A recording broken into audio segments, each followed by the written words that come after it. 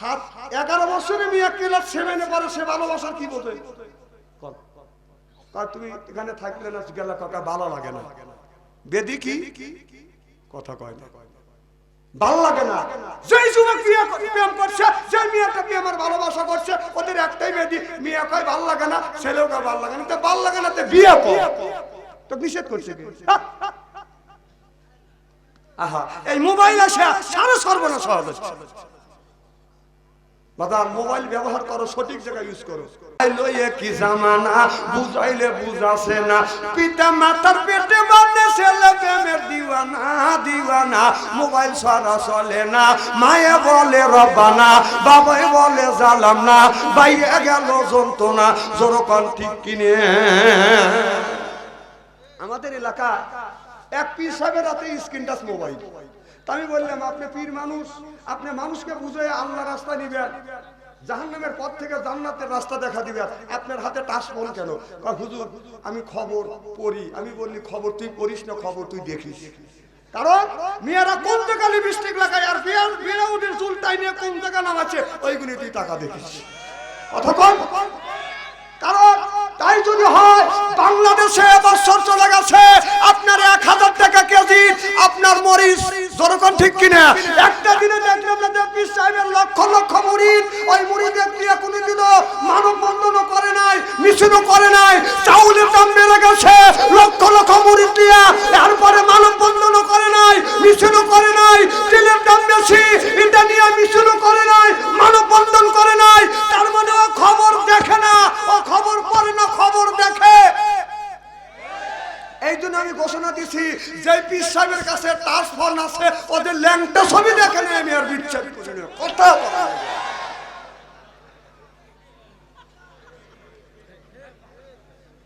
কি? এই যে যুবকদের কাছে যে টাচ ফোন রয়েছে, ওরা কি ওগুলি দেখে নাই? তোমার বাপ মা তোমাদের বেহেশতে নিবে, বেহেশতে যাবে জানো? এতই সস্তা। 4টে ছেলের হাতে, 4টে ছেলে আছে, 4টে ছেলের হাতে স্ক্রিন টাচ মোবাইল। মেয়ের আছে, মেয়ের হাতে স্ক্রিন টাচ মোবাইল। 4টে ছেলের হাতে স্ক্রিন টাচ মোবাইল দিয়ে মসজিদে আগের কাতারে বসে নামাজ পড়ে মোনাজাত করতেছে, রব্বানা জালামনা, ও আল্লাহ। এমনি বাবা, এমনি বাবা, তোর 4 ছেলের হাতে স্ক্রিন টাচ মোবাইল দিয়ে তুই ঠাক ঠাক করে বাবা দিবি, তুই মসজিদ থেকে বের হ বাবা, বাবা মসজিদ থেকে বের হ। জানো আর 4 ছেলের হাতে স্ক্রিন টাচ মোবাইল দিতে, তোর ছেলে 4টে ছেলের হাতে স্ক্রিন টাচ মোবাইল দিতে, ও মোবাইলের মধ্যে কি করতেছে জানিস? ঠাক ঠাক করে বাবা, যার ছেলের হাতে স্ক্রিন টাচ মোবাইল দিয়া যে মুরগি মসজিদে বাবা বেকা মসজিদে বারান্দা যা, বাড়া দেখেন কি রাগ করা করতেছে। এই বাবা ছেলে কি করতেছে? যাই যুবকের কাছে আছে টাচ ফোন, ভালো থাকে না ওদের মোট। যেই যুবকের নাই বাদান অর্থ, প্রেমে খাওয়া গেছে বাদান ব্যর্থ, প্রেম করে খাইছে ছাকা, খাওয়া গেছে বাদান ডাকা, রাগ করে চলে যায় বাদান ডাকা। এখন তো ঠিক কবি, এক একটা ছেলে মেয়ে প্রেম করতে করতে প্রেমের সেঞ্চুরি করছে। মোবাইলের মধ্যে কি করতেছে? প্রেম ভালোবাসার হার বাড়িয়ে যাচ্ছে, দোজখের দিকে মানুষ চলে যাচ্ছে, জাহান্নামের দিকে মানুষ চলে যাচ্ছে। বাবা তোমার কি মরতে হবে না? আল্লাহর কাছে কি যাইতে হবে না? গোটা জিন্দেগীর হিসাব কার কাছে দিতে হবে? আল্লাহর কাছে। আজকে ছেলেরা মোবাইলে আসক্ত হয়ে, ছেলে নাই, বুড়া নাই, বৃদ্ধ নাই, আবার বৃদ্ধ বনিতা সব মোবাইলে আসক্ত হয়ে গেছে। আমি সারা বাংলাদেশ ঘুরি বাবা, এদের বাথম ফোন নিয়ে, বাথম ফোন নিয়ে। আমি মোবাইল টাচ ফোন ইউজ করি না, কারণ আমি টাচ ফোন দেখতে নিলে মহিলার ছবি আসতেই পারে। কথা কয় না, কি করে আসতে পারে কিনা? আমি টাচ ফোন এরকম ধাক্কা দিলাম, একজন মহিলা এসে আমার বললো পিকু পিকু, তাহলে আমি শেষ। এই জন্য যার কাছে টাচ ফোন আছে একটা কিনছেন, আরো 3টে কেনেন। আর যার কাছে টাচ ফোন নাই, আমি পায়ের নিচে হাত থেকে অনুরোধ করে বলবো, বাবা আপনারা কোনোদিন টাচ ফোন ইউজ করেন। এই টাচ ফোন তত কেনার জন্য টাচ ফোনই যথেষ্ট। ভালো পথে খাটাও বাবা, ভালো পথে খাটাও, খারাপ পথে খাটাও কেন? যুবকদের ছেলেদের মোবাইল চেক করলে লেখা রয়েছে খালি লাভ ইউ। আবার কেউ লেখছে কি, মানে লেখে রেখছে মেয়ের নাম্বার না লেখে লেখছে ব্যাটারি লো। ব্যাটারি কি মোবাইল মানে চার্জে দিয়ে গোসল করে গেছে, এদিকে ওই মহিলা মেয়েটা প্রেমিক ফোন দিছে, তখন ওর মা লেখাপড়া জানে, টাকা দেখাচ্ছে, দেখা উঠছে ব্যাটারি লো, মা আবার চার্জে দিয়ে দুটো থুয়ে দিছে, ছেলে গোসল করে আসছে, মা করতেছে তোমার মোবাইলে কে জানি রিং দিছিল আর লেখা উঠছে ব্যাটারি লো, আমি চার্জ দিয়ে থুয়ে দিচ্ছি, ছেলেকে কানের পাশ দিয়ে পাচ্ছি। হাসেন না, হাসেন না, দুঃখে কথা বলতেছি। আমার মায়েরা, আমি বলতেছিলাম ছেলেরা মেয়েরা মোবাইলের মাধ্যমে প্রেম করতে করতে বাদান প্রেমের সেঞ্চুরি করছে, তারপর বিয়ের আগে বাদান 8টা ভালোবাসা করছে, আর মানে 8টা প্রেম। কথা কি আমার বুঝতেছে নাকি? বাসর ঘরে যখন চলে গেছে, যেটা বিয়ে করছে ওইটা দিয়ে হচ্ছে বাদান 9টা। বাসর ঘরে যাই আপনার স্বামী স্ত্রী একটা আমল আছে, আপনার কুববালাতি খাতনি, কুববালা দিয়ে দি, কুববালা দিয়ে রেজবি, কুববালা দিয়ে আয়না আইনি। বাসর ঘরে যাইয়া স্বামী বিবির 4টা অঙ্গে বাদান চুমো দিয়ে 2 রাকাত নফল নামাজ পড়িয়া আল্লাহর কাছে হাত তুলে যদি মোনাজাত করে, স্বামী স্ত্রীর জীবনের শুরু থেকে বাসর ঘরে রাগ পর্যন্ত সগীরা গুনাহ আল্লাহ মাফ করে দিবে। যেই যুবকেরা বিয়ে করে নাই বাবা, বিয়ে যদি করে বাসর ঘরে যদি যাও, বিবির 4টা অঙ্গে বাদাম চুমো দেওয়া লাগবে, কুববালা দি খাতনি, কুববালা দি ইয়ে দি, কুববালা দি রেজবি, কুববালা দি আয়না আইনি। বাসর ঘরে যখন চুমো দিবে, বিবি চিন্তা করতেছে আজকে হলো বাসর ঘর, স্বামী তো বাসর ঘরে একটা আমল আছে। বিবি বলে স্বামী, আলেমদের কাছে শুনছি বাসর ঘরে স্বামী স্ত্রী আমল আছে, 2 রাকাত নফল নামাজ পড়ি আল্লাহর কাছে হাত তুলে যদি মোনাজাত করে, তাহলে মোনাজাত যদি করে সগীরা গুনাহ আল্লাহ মাফ করে দেয়। এবার স্বামী নামাজ না পড়িয়ে বিবিকে বলে, বিবি আমি ঠকি নাই, আমি ঠকি নাই রে। স্বামী বলতে, বিবি বলতেছে আজকে তোমার আমার বাসর ঘর, আজকে দুজন ইবাদত করবো আর তুমি গান শুরু করছো। স্বামী বলতেছে 8টা ঠকা, আমি তোকে পাইছি, তুই হলো ফার্স্ট ক্লাস। ও ভাবতেছে এটাই চলি, এদিনই বলতেছে বিবি আমি ঠকি নাই, আমি ঠকি নাই রে, তুমি আমার 9 নাম্বার বিবি রে। বউ কয় কল কি, কয় আমার আগে 9টা, কয় তোক দিয়ে 9টা। তখন বউ খাটের উপরে দাঁড়া আসলে দাবাস করে পড়ে গেছে, স্বামী থাপা দিয়ে ধরে বলতেছে বিবি তুমি ঠিক আছো? হ্যাঁ আমি ঠিক আছি। তখন বিবি উত্তর দিচ্ছে, স্বামী আমি ঠকি নাই, আমি ঠকি নাই রে, তুমি আমার 10 নাম্বার স্বামী রে। আমার আগে 9টা, কয় তোক দিয়ে 10টা। আমি বলবো যুবক, তুমি বিয়ের আগে যদি 8টা প্রেম করো, 8টা প্রেম করে 8টা মেয়েকে ঠকা আসিয়া তুমি যেই মেয়েটাকে বউ বানা করে আনছে, তুমি যদি 8 জনকে ঠকাও, তোমার বউ 9 জনে ঠকাইয়া তোমার ঘরে লাল শাড়ি পরিয়া ঘুমু দিয়া তোমার ঘরে বসে থাকবে, কিচ্ছু করার নাই। এ কথা আমি বলি নাই, বলছে কে? আল খবিসাতু লিল খবিসা ওয়াল খবিসুনা লিল খবিসা। খবিস মার্কা ছেলের ভাগ্যে খবিস মার্কা বউ মিলবে, আর খবিস মার্কা বউর ভাগ্যে খবিস মার্কা ছেলে মিলবে। এ কথা আমি বলি না, আমার আল্লাহ কইছে। জোরকান মারহামা। এই যদি কাউকে ঠকাইয়া কেউ বাদাম সুখে থাকতে পারে না। তুমি যদি ঠকা আসো আর যদি মনে করো সলিড পাইছি, সলিড পাইবে না।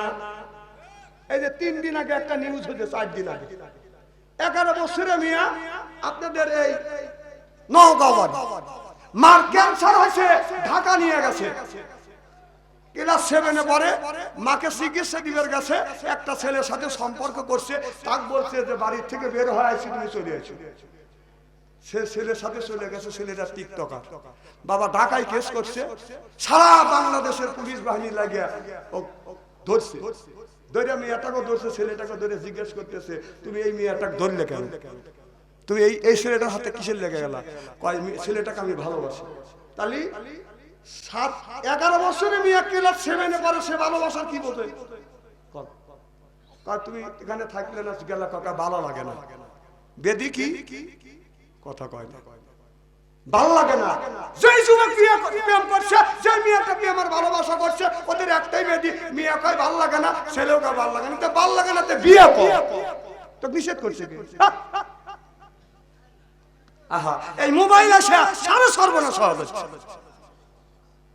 বাবা মোবাইল ব্যবহার করো, সঠিক জায়গায় ইউজ করো। আমার ভাইয়ের, আমার মুসলমান ভাইয়ের, আল্লাহর হাবিবের উম্মতের ভালো করে লক্ষ্য করে শুনো। নবীর সাহাবী আবু তালহা প্রত্যেকদিন নামাজ পড়িয়া বাদান আগে আগে বাড়িতে বাদান চলে যায়। আমার নবী নামাজ পড়িয়া বাদান আপনার পূর্ব দিকে মুখ করিয়া যখন ফজরে দাঁড়াইছে, আমার নবী সাহাবীকে দেখে বলতেছে, আমি সব সাহাবীকে দেখলাম, আমার আবু তালহা কই? এবার আবু তালহা একজন বলল, নবী গো আপনার সাহাবী আবু তালহা বাড়িতে চলে গেছে। এবার আমার নবী বললেন, চল যাই আবু তালহার বাড়িতে যাব। এবার আবু তালহার বাড়িতে আমার নবী চলে গেল। যা বলে আবু তালহা, প্রত্যেক দিন আমি নামাজ পড়ি, আমি কত মাসলা বলি, সাহাবীরা বসে থাকে আমার সাথে দোয়া করে বের হয়ে আসে। এ আবু তালহা তুমি কেন চলে আসো? আবু তালহা বলে, ইয়া রাসূলুল্লাহ, ইয়া হাবিবাল্লাহ, আমার বাড়িতে পরনের কাপড় একটা আছে, আমি যখন আপনার যেই জামাটা গায়ে দিয়ে আমি মসজিদে নামাজ পড়তে যাই, আমি নামাজ শেষে দৌড়ে বাড়িতে আসি, আমি আবার এক জায়গা আপনার মাটি খনন করে রাখছি, ওই জায়গা আমি নাবি, আমার বিবি এই কাপড়টা পরিয়া নামাজ পড়ে। সুবহানাল্লাহ বললেন না? নামাজের দিকে তাদের এত বাদান তাগিদ ছিলেন। হযরত আবু তালহা আপনার বাদান চিল্লে গেছে, দিনের দাওয়াত দেওয়ার জন্য বাদান চলে গেছে। ও বাজান 2 মাস হয়ে গেছে। 2 মাস পরে আবু তালহা যেদিন বাড়িতে আসে, ওই দিন হলো বাদান রমজান মাস। রমজান মাস আবু তালহা যখন বাদান বাড়িতে আসবে রমজান মাসে আসার বাদান আগের যেদিন আসবে, ওই দিন জোহর নামাজ পর আবু তালহার একমাত্র ছেলে বাদান মারা গেছে। আবু তালহার বিবি মনে মনে চিন্তা করতেছে, আল্লাহ, আমার স্বামী আবু তালহা আজ 2 মাস ধরে চিল্লা গেছে, দিনের দাওয়াত দেওয়ার জন্য গেছে, আল্লাহ 2 মাস পরে আমার স্বামী বাসায় আসছে, আমার ছেলে মারা গেছে, এইটা যদি আমার স্বামী দেখে, আমার স্বামীর যে মনের একটা শখ, মনের যে একটা আশা, সেই গুণে নষ্ট হয়ে যাবে। এবার আবু তালহা আসর নামাজ পড়া ইফতারের আগাগ দিয়ে যখন বাসায় আসছে, আবু তালহার বিবি মনে মনে চিন্তা করতেছে, আমার স্বামী আছে যদি দেখে ছেলে মারা গেছে, আমার স্বামীর মনে কষ্ট পাবে, দুঃখ পাবে।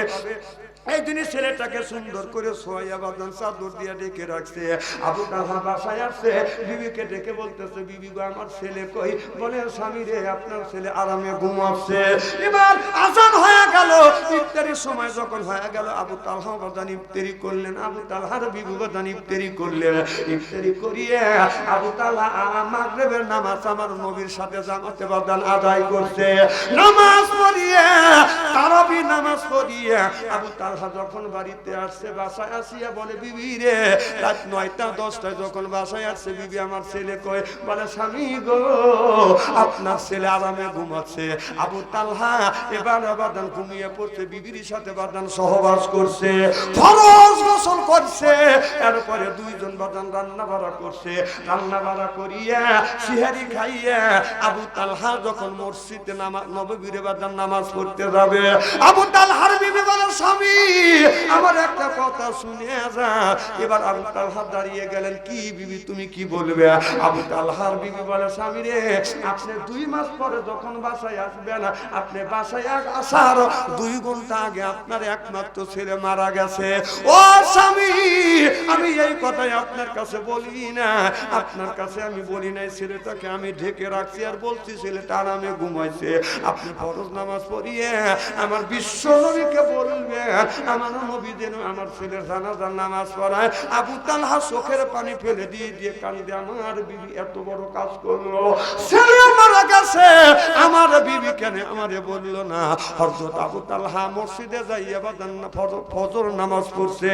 ফরজ নামাজ পড়িয়া আবু তালহা বাদান দাঁড়িয়ে গেলেন, বলে, ইয়া রাসূলুল্লাহ, ইয়া হাবিবাল্লাহ, আমি আমার বিবির নামে মামলা দায়ের করব আপনার আদালতে। আমার নবী বললেন, আবু তালহা 2 মাস পরে তুমি বাসায় আসলে, তোমার বিবি কি অন্যায় করছে, কি অপরাধ করছে?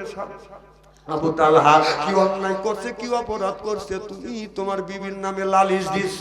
আবু তালহা বলে, ইয়া রাসূলুল্লাহ, আমি বাড়িতে আসছি, আমার ছেলে যে মারা গেছে, আমার বিবি আমারে বলে নাই, আমি ইফতারি করছি, এরপরে আমি আপনার পিছনে নামাজ পড়ছি, তারাবি নামাজ পড়িয়ে আমি যখন 10টার সময় বাসায় গেছি, বিবিকে বলছি, বিবিরে ছেলে কই? কয় আরামে ঘুমাচ্ছে। হুজুর আমি সহবাস করছি, ফরজ গোসল করছি, দুইজন, এরপরে সিহারি রান্না করিয়া সিহারি খাইয়ে আমি যখন মসজিদে নামাজ পড়তে আসবো, তখন আমার বিবি বলছে, আমার বিবি বলেছে, আমার বিবি বলেছে, আমার নবীরে বলিও আমার ছেলে মারা গেছে, নবী যেন আমার ছেলের জানাজার নামাজ পড়ায়। ইয়া রাসূলুল্লাহ, ইয়া হাবিবাল্লাহ, ছেলে মারা গেছে, ছেলে মারা গেছে, আমার কাছে এই কথা বলে নাই। নবী গো, আপনি বিচার করেন, এই বউ আমি রাখবো না, এত বড় কাম করলো, ছেলে মারা গেল, বিবি বলে নাই, এই জন্য বিবিটাকে আমি রাখবো না, আমি তালাক দিয়ে দিব। আল্লাহর নবী বললেন, আবু তালহা তোমার কথা শেষ, বলো কথা শেষ, তুমি বসো। এবার আবু তালহা বসলেন। আমার নবী বললেন, সাহাবীরা তোমরা এখন তাড়াতাড়ি ফজর নামাজ পড়া হয়ে গেছে, বাড়িতে যাইয়ে যার যার বিবিকে নিয়ে আবু তালহার বাড়িতে যাও, তোমার বিবিদেরকে বলো জান্নাতি যদি মহিলা দেখতে চায়, তোমার বিবিদেরকে বলো জান্নাতি মহিলা হলো আবু তালহার বিবি। জোরে কোন সুবহানাল্লাহ। আবু তালহা দাঁড়িয়ে গেলেন, ইয়া রাসূলুল্লাহ, আমি আপনার কাছে বিচার দিলাম আর আপনি জান্নাতি নারী বলে ঘোষণা দিলেন। আল্লাহর নবী বলে, আবু তালহা রে, তুমি 2 মাস পর তুমি বাসায় যখন আসছো, তোমার ছেলে মারা গেছে, তোমার ছেলে মারা গেছে, আর কোনদিন তোমার ছেলে আর ফিরে আসবে না। তোমার যে মনের আশা আছে, তোমার যে মনের আহ্লাদ আছে, মনের যে শখ আছে, যদি শোনো ছেলে মারা গেছে, মনের শখটা তোমার নষ্ট হয়ে যাবে, এই শখ বিবি কোনদিন পুরো করে দিতে পারবে না।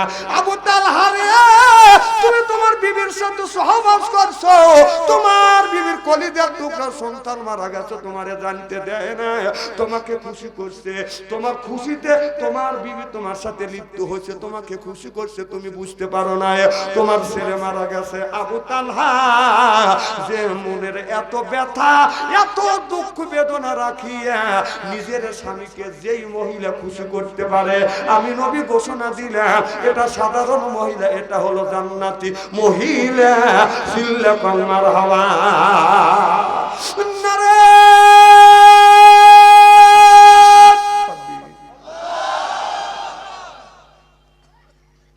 আর একটু কি সময় দিবে?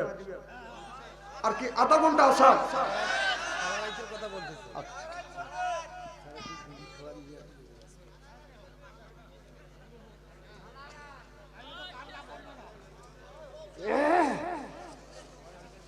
মারহাবা, একটু জোরে কর। নারায়ণ আমার সাথে আখিরি মোনাজাত করে যাওয়ার মন মানসিকতা কে আছে? কার কার আছে একটা হাত তুলে দেখান তো দেখি। আলহামদুলিল্লাহ, হাত নামান। এ বাবা, এই 3 জন একসাথে উঠলো কে? বসো। এই বাবা, ভাই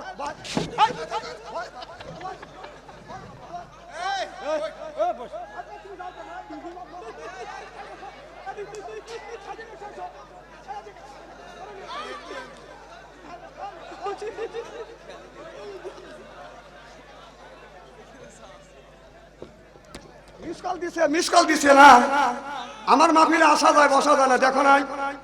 আমার মাহফিলে আসা যায়, বসা যায়, যাওয়া যায় না, যদি মোতা আসে এই মোট মিস কল দিছে, লয় লয় করে চলে যেতেছে। আমার কি মনে করছে? ভয় এক পাও যদি চলে যাও, এইরকম ব্যায়াম করছে না। এখন রাত 12টা বার দিচ্ছে, মিস কল দিচ্ছে, সুসুর করে চলে যাচ্ছে। আর কেউ ভালোবাসা করে না, তুমি তো ভালোবাসা করছো। কোন ছেলেটা যাওয়ালে ছিল, দেখেন তো ওই ছেলেটা কি ভালোবাসা করছে, দেখেন কি মজনু হয়ে গেছে। চুপ করে চলে যাচ্ছে, তা 3 জন একসাথে যুক্তি করিয়া। মেয়েদের প্রেমে অনেক মানুষ পারে, তোদের মতো এরকম পাগলামি করে না। মারহাবা, একটু জোরে। খুব খারাপ লাগতেছে নাকি?